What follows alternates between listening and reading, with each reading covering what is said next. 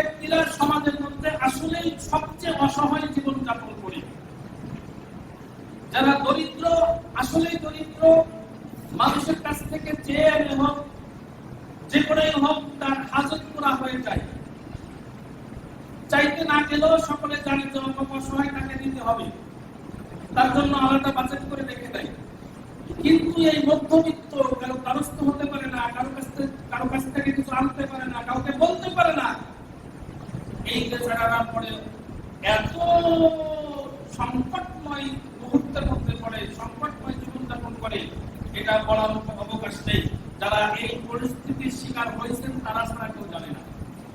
এই জন্য আপনার কোরবানির কৃত পশুর যে অংশটা এই গরিবদের জন্য বাজেট করবেন, ওই অংশটা অবশ্যই এদেরকে খুঁজে খুঁজে আপনি পৌঁছাই দিবেন।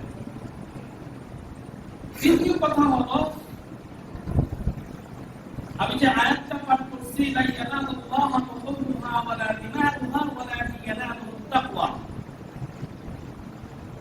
আপনি গত বছর 1,80,000 টাকা দিয়ে, কারণ আবার মিলে দিলে পর্যন্ত আমার মনে মিল করে বলতেছে,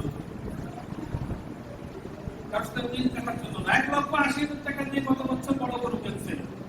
এই বছর অর্থনৈতিকভাবে একটু চাপে আছেন যদিও, তা সত্ত্বেও যদি এই বছর 1,80,000 চেয়ে কমে আসে, মান সম্মানের তো একটা বিষয়, সবাই বলবে এই বছর বদলি হয়ে গেছে, বিল্ডিং তো আকাশ পরিমাণ খাচ্ছে, কিন্তু কোরবানির ক্ষেত্রে কোনোরকম একটা মরাতলা দিয়ে কোরবানি করতেছে। খবরদার এরকম কারোর প্রহসনজনিত না করি। আল্লাহ তাআলা বলতেছেন, বান্দা তুমি যে কোরবানি করো, ওই কোরবানির গোশত টুকরো, ওই কুরবানির রক্তাংশ, ওই কুরবানির চামড়া, কোন কিছুই আমার কাছে আসে না, আমি এগুলো খাইও না, পানও করি না। যে আছে নাকি আল্লাহ আপনার গত বছর কুরবানি থেকে শিখছিলাম, আছে নাকি মহল্লায় গত বছর কুরবানি করে আল্লাহ একটা জিনিস পাঠাই দিয়েছিলাম। আল্লাহ তাআলা বলতেছেন, আগেতে সূরা হজের 37 নম্বর আয়াতে আল্লাহ তাআলা প্রশ্ন হল করে দিচ্ছে, এ কিছু আমি গ্রহণ করি না, খাই না, পান করি না। আমি বান্দার কাছ থেকে একটা জিনিস সংগ্রহ করি, একটা জিনিসের অপেক্ষায় থাকি, একটা জিনিসের জন্য চাতক পাখির গায়ে পুত্রকে নজর দিয়ে থাকি, সেটা হলো ওয়ালাকিন ইয়ানালুহুত তাকওয়া মিনকুম। বান্দা যখন কুরবানি করে, ওই কুরবানি করার সময় বান্দার একই ইখলাস, নিজের মধ্যে খুদা তাকওয়া পয়দা হয়েছে কিনা। যদি হয় তাহলে ওই বান্দার কুরবানির বিনিময়ে আমি তাকে সম্পূর্ণ সর্বোচ্চ বিনিময় দান করি, আর যদি না হয় তাহলে ওই ব্যক্তির কুরবানিটা শুধু শুধু গরু কাটা আর গোশত খাওয়া ছাড়া অন্য কিছুই না।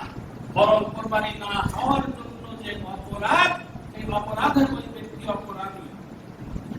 এই জন্য প্রথম আমরা খেয়াল করবো, কুরবানি করার ক্ষেত্রে অবশ্যই নিয়তটাকে খারিজ করবো। দ্বিতীয় বিষয় খেয়াল করবো, গরিবের অসহায় ব্যক্তির হক যেন আমার মাধ্যমে পৌঁছায় যায়। যে আসুক চাই না আসুক, আসুক চাই না আসুক, অনেকে এরকম মন্তব্য করে বসে, সবাই আসছে আর তার আসতে কি সমস্যা, সবাই আসতেছে তার আসতে কি সমস্যা। আত্মসম্মানে বাঁধতেছে, সে 2 বছর আগে কোরবানি করছে, এখন সে দেউলিয়া হয়ে গেছে, তার আত্মসম্মানে বাঁধতেছে, কি করে যায়? আপনার দায়িত্ব তাকে পৌঁছাই দেওয়া। তৃতীয় একটা প্রস্তাব আমি রাখবো, সেটা হলো, যদি আপনারা মুনাসাব মনে করেন, মহল্লায় অনেক পরিবার আছে যারা সত্যি গোশত কিনে খেতে পারে না, আবার কারো দ্বারস্থ হতেও পারে না। অনেক মসজিদে দেখি এইটাকে এক জায়গায় করে সুষম বন্টন করে যার যার হক পূর্ণাঙ্গ রূপে পৌঁছায় দেওয়া হয়। আমি আগে শুনছি যে এখানে এরকম করা হওয়ার কারণে অনেক সমস্যাও হয়েছে। তারপরও কয়েকজন আমাকে প্রস্তাব দিল, সে বিষয়ে আপনাদের মাশওয়ারা চাচ্ছি, আগামী সপ্তাহে আমাদের জানাবেন। যদি মনে করেন যে এরকম দায়িত্বশীল লোক দিয়ে এইভাবে কাজ আঞ্জাম দেওয়া যাবে, তাহলে আপনারা কিছু লোকের যারা দায়িত্বশীল, আসলে ওই খাদক লোক